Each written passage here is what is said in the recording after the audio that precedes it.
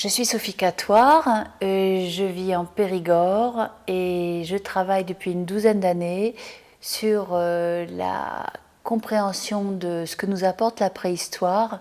Et je suis venue ici à Nyon à l'invitation de Christophe Gouman et du comité du festival pour présenter un film qui s'appelle La naissance de la préhistoire et qui aborde la question de l'origine de l'homme.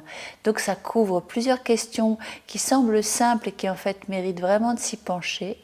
Donc notamment la question de depuis combien de temps y a-t-il des hommes sur Terre? Là je fais un petit blanc pour que les gens réfléchissent. Depuis combien de temps y a-t-il des hommes sur Terre? Et donc, si on donne une date, allez, je vous dis par exemple, les plus audacieux vont dire 7 millions d'années tout maille. La deuxième question, c'est et où étions-nous avant?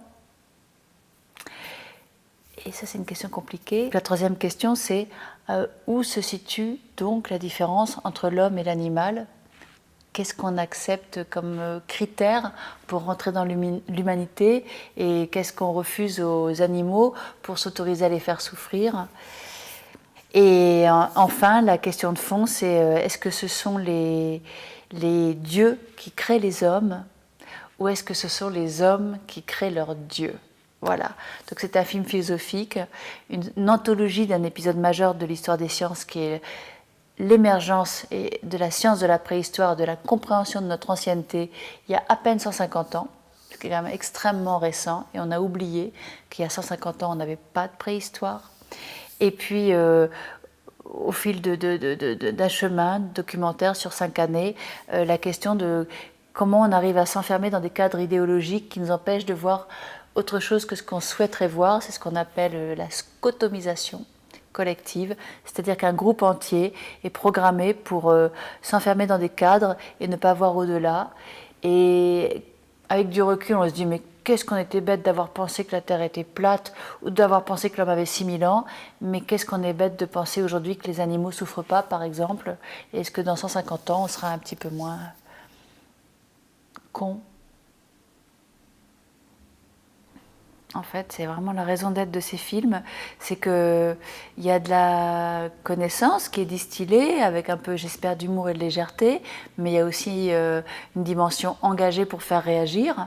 Et quand, comme ce soir, les gens réagissent, s'expriment, et qu'il y a un vrai beau débat qui s'engage avec des préhistoriens, avec des gens du cru, avec ces questionnements qui nous remuent tous, mais qu'on n'aborde pas souvent, et que ça, voilà, ça crée des échanges un peu animés, mais très bienveillant, moi je suis complètement satisfaite.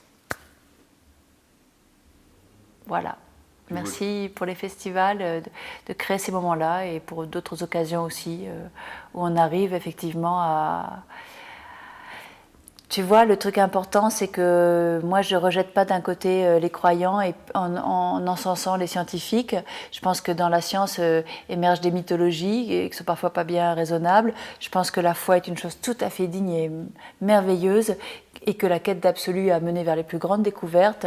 Je pense que ce qui est important vraiment, et ce qu'on appelle la laïcité, qui est parfois utilisée de façon très fallacieuse, c'est de pouvoir faire une juste frontière entre les textes révélés qui donnent du sens, qui donnent de l'amour, de la justice, du goût du ensemble, mais qui sont donc des mythes d'origine, des allégories, et puis les textes d'archéologie qui sont donc de la science en mouvement, qui a beaucoup de lacunes, qui avance progressivement, et que si on ne confond pas les textes révélés avec des documents d'archéologie, on va pouvoir faire cohabiter de façon intelligente et tolérante les religions, les foi de toutes sortes, et la science, et que si on mélange tout ça et qu'au nom de Dieu, on fait la guerre et qu'on oblige les autres à penser comme nous, à croire comme nous, on sera toujours dans la barbarie absolue. Et que donc l'idée, c'est de séparer les deux pour que tout cohabite en harmonie et dans le respect.